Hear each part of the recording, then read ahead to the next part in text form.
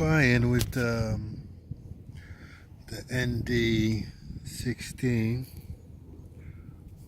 As you can see, it's like aluminium, and it just slides on.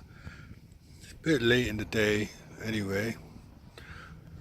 Well, yeah, I was just trying it in 4K, and then I was trying it in 1080p.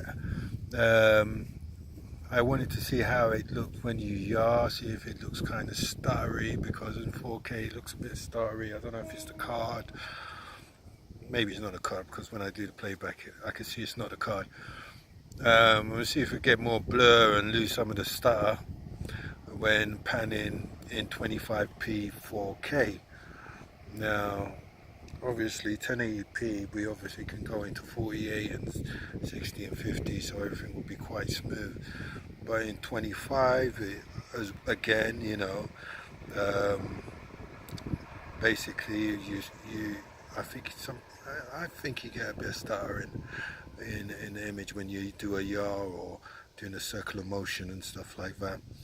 And I'm not sure, but I think maybe in 48p, I don't know if the zoom function is active. It's only when you're in 25p in standard flight.